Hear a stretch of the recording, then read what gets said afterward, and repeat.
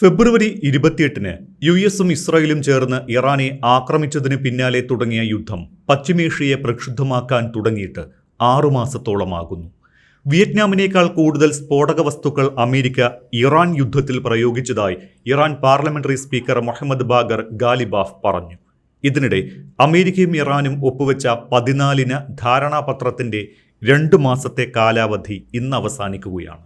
മധ്യസ്ഥ രാജ്യങ്ങൾ നടത്തിവന്ന ചർച്ചകൾ തടസ്സപ്പെട്ടതായാണ് നിലവിലെ വിവരം. ഡോക്ടർ മോഹൻ വർഗീസ്, US സൈനികരെ കൊല്ലുകയോ പിടികൂടുകയോ ചെയ്യുന്നവർക്ക് $30,000, അതായത് ഏകദേശം 28 ലക്ഷം രൂപ പാരിതോഷികം പ്രഖ്യാപിച്ചിരിക്കുകയാണ് ഇറാൻ സൈന്യം. വനിതകളാണ് ഈ ദൗത്യം നിർവഹിക്കുന്നത് എങ്കിൽ ഇരട്ടി പാരിതോഷികം നൽകുമെന്നും ഇറാൻ അറിയിച്ചിട്ടുണ്ട്. ഏപ്രിലിൽ US-ന്റെ ഒരു വിമാനം ഇറാനിൽ തകർന്നു വീണപ്പോൾ രക്ഷാപ്രവർത്തനത്തിന് മാത്രമാണ് US ഇറാൻ മണ്ണിൽ നേരിട്ടിറങ്ങിയത്. യുദ്ധം തുടർന്നാൽ കരയുദ്ധം ഉണ്ടാകുമെന്ന് US പ്രസിഡന്റ് ഡൊണാൾഡ് ട്രംപ് പലതവണ ഭീഷണി മുഴക്കിയതല്ലാതെ നിലവിൽ US ഇറാനിൽ കരയുദ്ധം നടത്താൻ തീരുമാനമുണ്ടോ എന്നതിൽ ഉറപ്പുമില്ല. അപ്പോൾ എങ്ങനെയാണ് US-ന്റെ സൈനികരെ കൊല്ലുകയോ പിടികൂടുകയോ ചെയ്യുന്നവർക്ക് ഇറാൻ പാരിതോഷികം നൽകുക? ഇറാന്റെ ഈ പ്രഖ്യാപനത്തിന് പിന്നിലെന്താണ്? ഈ സമാധാന നീക്കങ്ങളെക്കുറിച്ച് ആശങ്ക കടുക്കുന്നതിനിടെ തന്നെ പ്രകോപനം ആളിക്കത്തിക്കുകയാണോ ഇറാൻ? യുദ്ധത്തിലെ ഒരു തന്ത്രമാണ് പ്രകോപനം, പരമാവധി പ്രകോപനം സൃഷ്ടിക്കുക. അങ്ങനെ മാനസികമായ ആധിപത്യം നേടാൻ ശ്രമിക്കുക. ശത്രുവിനെ അല്ലെങ്കിൽ മറുഭാഗത്തെ മാനസികമായി പരമാവധി തളർത്തുന്നതിന് വേണ്ടി ചില പ്രസ്താവനകൾ കയറ്റി പറയുക. അപ്പോൾ നമുക്കറിയാം, ഇന്ന് വളരെ പ്രധാനപ്പെട്ട ഒരു ദിവസമാണ്. 60 ദിവസത്തെ സമാധാന ഉടമ്പടിയാണ് അമേരിക്കയും ഇറാനും തമ്മിൽ എത്തിച്ചേർന്ന താൽക്കാലിക ധാരണയാണ്. ജൂൺ മാസം 17-ാം തീയതി എത്തിച്ചേർന്ന 14-ന് കരാറും ഇടക്കാല ധാരണയും ഒരു റോഡ് മാപ്പിലേക്ക് നീങ്ങും എന്നാണ് പ്രതീക്ഷിച്ചിരുന്നത്. പക്ഷേ ആ കാലാവധി, വെടിനിർത്തലിൻ്റെ കാലാവധി കഴിഞ്ഞിരിക്കുന്നു. വെടിനിർത്തലിൻ്റെ കാലാവധിക്കുള്ളിലും അനേക തവണ വെടിപൊട്ടി, മിസൈൽ ആക്രമണം ഉണ്ടായി, എയറിയൽ ബോംബാർഡ്മെൻ്റ് ഉണ്ടായി, കപ്പലുകൾ ആക്രമിക്കപ്പെട്ടു. ഇതിനിടയിൽ ഇറാനിയൻ പരമോന്നത നേതാവ് ആയത്തുള്ള അലി ഖമനിയുടെ ഖബറടക്കം നടന്നു എന്ന് വേണ്ട സംഭവ ബഹുലമായിരുന്നു കഴിഞ്ഞ ഈ പറയുന്ന വെടിനിർത്തൽ, അതായത് എഗ്രീഡ് സീസ് ഫയറിൻ്റെ 2 മാസ കാലാവധി. അപ്പോൾ അത് അവസാനിക്കുമ്പോൾ ഇനി എന്ത് എന്ന സ്വാഭാവിക ചോദ്യം ഉയരുന്ന ഘട്ടത്തിലാണ് രണ്ട് കൂട്ടരും, അതായത് അമേരിക്കയുടെ ഭാഗത്തു നിന്നും ഇറാൻ്റെ ഭാഗത്തു നിന്നും പരമാവധി പ്രകോപനമുണ്ടാക്കുന്ന പ്രസ്താവനകൾ വന്നുകൊണ്ടിരിക്കുന്നത്. ഇവിടെ ഇറാൻ്റെ ഭാഗത്തു നിന്നും വന്ന പ്രസ്താവനയാണ് എന്നോട് ചോദ്യരൂപത്തിൽ അവതരിപ്പിച്ചത്.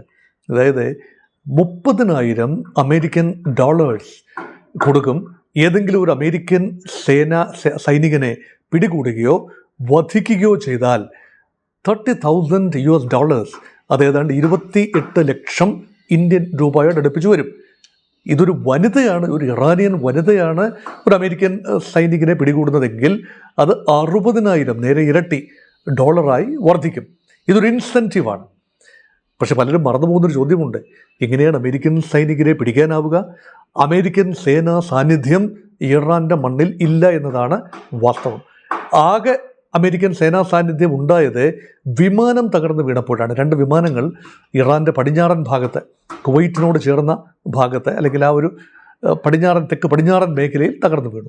ഈ തകർന്നു വീണ വിമാനങ്ങളിലെ വൈമാനികരെ അതിസാഹസികമായി അമേരിക്ക, അതൊരു വളരെ ദുർഘടമായ മേഖലയിലാണ്, ഒരു വിൽഡർനെസ്സിലാണ് തകർന്നു വീണത്. അമേരിക്കൻ സേനകൾ പെട്ടെന്ന് നാടകീയമായ ഒരു ഓപ്പറേഷനിലൂടെ അവരെ അവിടുന്ന് രക്ഷപ്പെടുത്തി കൊണ്ടുപോയി എന്നതാണ് റിപ്പോർട്ടുകൾ. അത് ഏതാണ്ട് വിശ്വാസയോഗ്യമായ റിപ്പോർട്ടുകളുമാണ്. അങ്ങനെയെങ്കിൽ നിലവിൽ അമേരിക്കൻ സൈനികർ ആരും തന്നെ ഇറാൻ്റെ കസ്റ്റഡിയിൽ ഇല്ല എന്നാണ് കണക്കാക്കുന്നത്. നോക്കൂ, ഒരു സൈനികനെയെങ്കിലും ലഭിച്ചാൽ, അല്ലെങ്കിൽ ഏതാനും സൈനികരെ തടവിലാക്കാൻ കഴിഞ്ഞാൽ, ആംബുഷ് ചെയ്ത്, ഒരു മിലിറ്ററി കോളം നീങ്ങുകയാണ്, അവരെ ആംബുഷ് ചെയ്ത് ഏതാനും സൈനികരെ തടവിലാക്കാൻ കഴിഞ്ഞാൽ അതിഗംഭീരമായ വിലപേശലിനുള്ള അവസരമാണ് ആ രാജ്യത്തിന് ലഭിക്കുക. നോക്കൂ, ഏതാണ്ട് 250ഓളം ബന്ദികളെയാണ് കൊണ്ടുപോയത് ഹമാസ്. വലിയൊരു നമ്പർ ബന്ദികളെ പിടിച്ചുകൊണ്ടു പോകാൻ കഴിഞ്ഞതുകൊണ്ടാണ് ഇസ്രയേലുമായി വിലപേശാനും പിടിച്ചു നിൽക്കാനും ഹമാസിന് അന്ന് കഴിഞ്ഞത്. ബന്ദികളെ തട്ടിക്കൊണ്ടു പോകുന്നത് ന്യായീകരിക്കാവുന്നൊരു കാര്യമല്ല. പക്ഷേ അതൊരു യുദ്ധതന്ത്രം എന്ന നിലയിൽ വിലപേശലിൻ്റെ തന്ത്രമെന്ന നിലയിൽ അന്യരാജ്യത്തെ പൗരന്മാരോ സൈനികരോ തങ്ങളുടെ പ്രദേശത്തുണ്ട് എങ്കിൽ ഒന്നാം തരം വിലപേശലിനുള്ള ഒരു ഉപാധിയായി അത് മാറും. ഇതാണ് ഇറാൻ ഇപ്പോൾ ചിന്തിക്കുന്നത്. ഇനി കുറച്ചുകൂടി മാറി നമ്മൾ ചിന്തിക്കുക. ഇറാൻ പറയുന്നു അമേരിക്കൻ സൈനികരെ പിടികൂടാൻ സഹായിക്കുന്നവർക്ക് പാരിതോഷികം.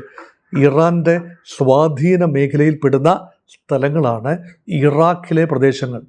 ഇറാഖിൽ മിലീഷ്യകളുണ്ട്. ഇറാൻ അനുകൂലമായ ഷിയ മിലീഷ്യകളുടെ പ്രവർത്തനമുണ്ട്. അമേരിക്കൻ താവളങ്ങൾ ഏറെയുള്ള സ്ഥലമാണ് ഇറാഖ് എന്നോർക്കണം. സിറിയയിൽ അമേരിക്കൻ താവളങ്ങളുണ്ട്. സിറിയയിലും ഇറാൻ അനുകൂല വിഭാഗങ്ങളുണ്ട്. ഇറാൻ്റെ പ്രോക്സീസ് എവിടെയെല്ലാം ഉണ്ടോ അവിടെയെല്ലാം തന്നെ അമേരിക്കൻ സേനകളുടെ ചെറിയ സാന്നിധ്യമെങ്കിലും ഉണ്ട്.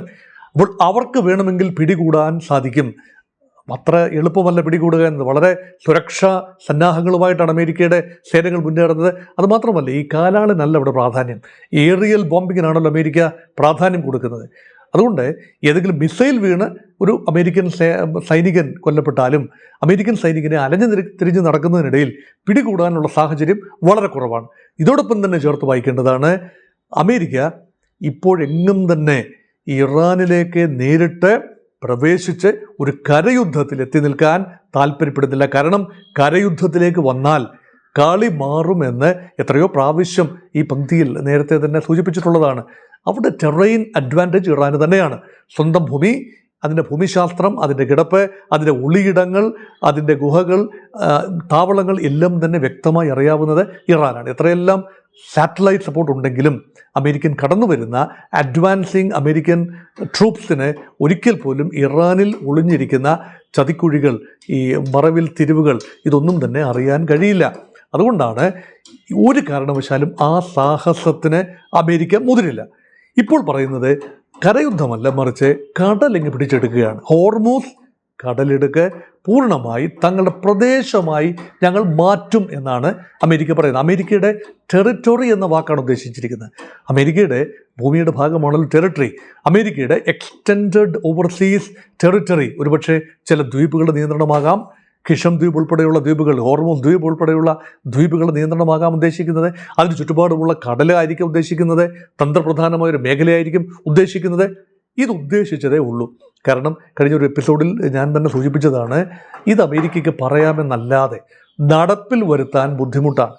ഇനി ഏതെങ്കിലും രീതിയിൽ ഇറാന് അമേരിക്കൻ സൈനികരെ പിടികൂടണമെങ്കിൽ ഏതെങ്കിലും ഒരു കപ്പൽച്ഛേദം ഉണ്ടാകണം. പേർഷ്യൻ ഗൾഫ് മേഖലയിൽ അല്ലെങ്കിൽ ഹോർമൂസിന് ചുറ്റുപാടും ഏതെങ്കിലും ഒരു അമേരിക്കൻ ബോട്ട്, ഗൺ ബോട്ട് അല്ലെങ്കിൽ കപ്പൽ അല്ലെങ്കിൽ ഏതെങ്കിലും രീതിയിൽ നാവികർക്കാർക്കെങ്കിലും അത്യാഹിതം സംഭവിച്ചാൽ അവരെ ജീവനോടെ പിടികൂടാൻ കഴിഞ്ഞാൽ അല്ലാതെ ഒരു രീതിയിലും അമേരിക്കൻ സേനകളെ പിടികൂടാൻ കഴിയില്ല. ഇപ്പോൾ അമേരിക്കൻ വിമാനങ്ങൾ ഇറാൻ്റെ മുകളിലൂടെ പറക്കുന്നത് വെടിവെച്ചിട്ടാൽ പാരച്യൂട്ടിൽ ചാടിക്കഴിഞ്ഞാൽ ഒരുപക്ഷെ പിടിക്കാൻ സാധിക്കുമായിരിക്കും സാങ്കേതികമായി. ഇതുവരെ അത് സംഭവിച്ചതായി അറിവില്ല. എന്നാൽ മുൻകാലങ്ങളിൽ വ്യാപകമായി ഇത് സംഭവിച്ചിരുന്നു എന്നുകൂടി പ്രിയപ്പെട്ട പ്രേക്ഷകർ മനസ്സിലാക്കുക. ഓർക്കൂ, മുതിർന്ന പ്രേക്ഷകർക്ക് ഒരുപക്ഷെ ഓർമ്മയുണ്ടാകും, ഇറാഖ് കുവൈറ്റ് യുദ്ധം. ആ സമയത്ത് അമേരിക്ക ഇടപെട്ടു. ആദ്യ കുവൈറ്റ് യുദ്ധ സമയത്ത് അമേരിക്ക ഇടപെട്ടു. അമേരിക്കയുടെ ഏതാനും വിമാനങ്ങൾ ഇറാഖ്, സദ്ദാം ഹുസൈൻ്റെ നേതൃത്വത്തിലുള്ള ഇറാഖി സേനകൾ വെടിവെച്ചിട്ടു. അമേരിക്കൻ സൈനികരെ പിടികൂടി. അമേരിക്കയുടെ മാത്രമല്ല, സഖ്യകക്ഷികളുടെയും ബ്രിട്ടൻ്റെയും ഫ്രാൻസിൻ്റെയും ഒക്കെ സൈനികരുണ്ട്. അവരെയൊക്കെ പിടികൂടി മുഖംമൂടി അണിയിച്ചുകൊണ്ട് അവരെ പൊതുസ്ഥലത്ത് തുറന്നു നിർത്തുകയും അമേരിക്ക വിരുദ്ധമായ, ഇറാഖ് അനുകൂലമായ, സദ്ദാം ഹുസൈൻ അനുകൂലമായ പ്രസ്താവനകൾ നിർബന്ധപൂർവ്വം നടത്തിപ്പിക്കുകയും ചെയ്തത് കണ്ടതാണ്. കാരണം അതൊക്കെ പിന്നീട് അവരെയൊക്കെ വിട്ടയച്ചു, അത് മറ്റൊരു കാര്യം. പക്ഷേ വലിയ സമ്മർദ്ദമാണ് അമേരിക്കയ്ക്ക് ഉണ്ടായത്. പക്ഷേ അത് ഇനിയുള്ള കാലങ്ങളിൽ അത് ആവർത്തിക്കാൻ സാധ്യത കുറവാണ്. കുറച്ചുകൂടി ഈ സുരക്ഷാ സന്നാഹങ്ങൾ കൂടുതൽ അമേരിക്ക എടുക്കുന്നു. അമേരിക്കയ്ക്ക് നാശനഷ്ടങ്ങൾ ഉണ്ടാകുന്നതെല്ലാം തന്നെ ഇറാനിയൻ ആക്രമണത്തിൽ അമേരിക്കൻ താവളങ്ങളിലാണ്. അത് ഗൾഫ് രാജ്യങ്ങളിലെ അമേരിക്കൻ താവളങ്ങളിലാണ് നാശനഷ്ടങ്ങൾ ഉണ്ടാകുന്നത്. അവിടെ പരിക്കേറ്റ് കഴിഞ്ഞാൽ അവിടുത്തെ ചികിത്സാ സൗകര്യങ്ങൾ ലഭിക്കും. കൊല്ലപ്പെട്ട് കഴിഞ്ഞാൽ ശരീരം അമേരിക്കയിലേക്ക് ബോഡി ബാഗുകളിൽ കൊണ്ടുപോകും. അപ്പോഴും ഇറാന് ഈ ശവശരീരമോ അല്ലെങ്കിൽ ജീവനോടോ ആളുകളെയോ തട്ടിയെടുക്കാൻ കഴിയാത്ത ഒരവസ്ഥയാണ്. അപ്പോൾ ചുരുക്കത്തിൽ എന്തുകൊണ്ട് ഇറാൻ ഇങ്ങനെ പറയുന്നു? ഒറ്റ ഉത്തരമേ ഉള്ളൂ, മാനസിക ആധിപത്യം സ്ഥാപിക്കുന്നതിൻ്റെ ഭാഗമായി ഇങ്ങനെ പറഞ്ഞുകൊണ്ടിരിക്കുക. അപ്പോൾ അമേരിക്ക ഒരുപക്ഷെ അതിനോട് രൂക്ഷമായിട്ടായിരിക്കും ആത്യന്തികമായി പ്രതികരിക്കുന്നത്. കാരണം ഒരിക്കൽ പോലും ഈ അമേരിക്കൻ സൈനികരെ തട്ടിക്കൊണ്ടുപോകുന്നവർക്ക് ഇനാം എന്നൊക്കെ പറയുമ്പോൾ അമേരിക്കയെ നേർക്ക് നേരെ നിന്ന് വെല്ലുവിളിക്കാനുള്ള ചങ്കൂറ്റം ഇറാൻ കാട്ടുന്നു. ഇത്രയേറെ പ്രഹരമേൽക്കുമ്പോഴും റെസിലിയൻസ് കാട്ടുന്നു, നട്ടലിൽ നിവർന്നു നിൽക്കുന്നു, അമേരിക്കയെ വെല്ലുവിളിക്കുന്നു, അമേരിക്കയെ പരമാവധി പ്രകോപിപ്പിക്കുന്നു, സമ്മർദ്ദത്തിലാക്കുന്നു. അമേരിക്കൻ സേനകളുടെ മൊറാൽ, ആത്മവീര്യം നഷ്ടപ്പെടുന്ന രീതിയിലുള്ള പ്രസ്താവനകൾ ഇറാൻ്റെ ഭാഗത്തു നിന്ന് വരുന്നു. അതുകൊണ്ട് അവിടെയും ഒരു ആശയക്കുഴപ്പമുണ്ട്. അമേരിക്കൻ സേനകളുടെ ഇടയിലും ഒരു ആശയക്കുഴപ്പമുണ്ട്. ഇറാനെ പൂർണ്ണമായി പരാജയപ്പെടുത്താനാവും എന്ന വിശ്വാസം അമേരിക്കൻ പൊളിറ്റിക്കൽ ലീഡർഷിപ്പ് പുറത്തു പറയുമ്പോഴും സൈനികർക്ക് അത് എത്രത്തോളം റിയലിസ്റ്റിക്കലി അവരും ഇതൊക്കെ കാണുന്നുണ്ട്, എത്രത്തോളം ഇത് സാധ്യമാകുമെന്ന ആശങ്ക സൈനികർക്കുണ്ട്. അത് മാത്രമല്ല, സൈനികരുടെ മനോനില വളരെ മോശമാണ് എന്ന വിവിധങ്ങളായ റിപ്പോർട്ടുകൾ വരുന്നു.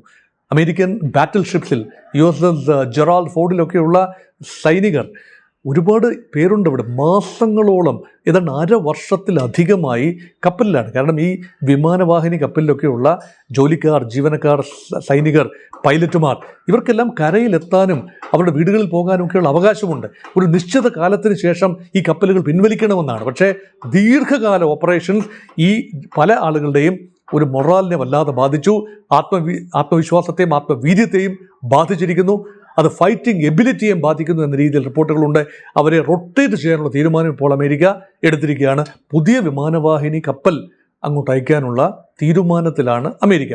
അപ്പോൾ ഇതെല്ലാം തന്നെ വസ്തുതകളായിരിക്കെ എത്രത്തോളം കാലം അമേരിക്കൻ സേനകളെ ആ പ്രദേശത്ത് വിന്യസിച്ചുകൊണ്ട് സാഹസം കാട്ടാൻ അമേരിക്ക മുതിരും? ഈ സേനകളുടെ റിലേറ്റീവ്സ് അല്ലെങ്കിൽ ഈ സൈനികരുടെ, അമേരിക്കൻ സൈനികരുടെ ബന്ധുക്കൾ, മിത്രങ്ങൾ, വേണ്ടപ്പെട്ടവർ ഒക്കെ അമേരിക്കയിൽ ഉണ്ടെന്ന് ഓർക്കണം. അവർ വലിയൊരു ശക്തിയാണ്, സമ്മർദ്ദ ശക്തിയാണ്. ജനാധിപത്യ രാജ്യമാണ് അമേരിക്ക. അവിടെ പൊതുജന അഭിപ്രായമൊക്കെ ഉയരുന്നത് എങ്ങനെയാണ്?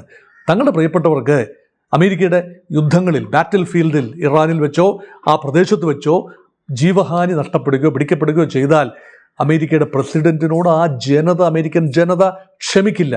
ഇത് നന്നായി അറിയാം ഡൊണാൾഡ് ട്രംപ്. ഇതെല്ലാം മനസ്സിൽ വെച്ചുകൊണ്ടാണ് ഇറാൻ ഇതുപോലെയുള്ള പ്രകോപനപരമായ പ്രസ്താവനകൾ നടത്തുന്നത്. അതൊരു വാർ ഗെയിം, കമ്പൽഷൻ ടാറ്റിക്സ് എന്ന രീതിയിൽ മാത്രമേ ഈ ഘട്ടത്തിൽ വിലയിരുത്താൻ ആവൂ.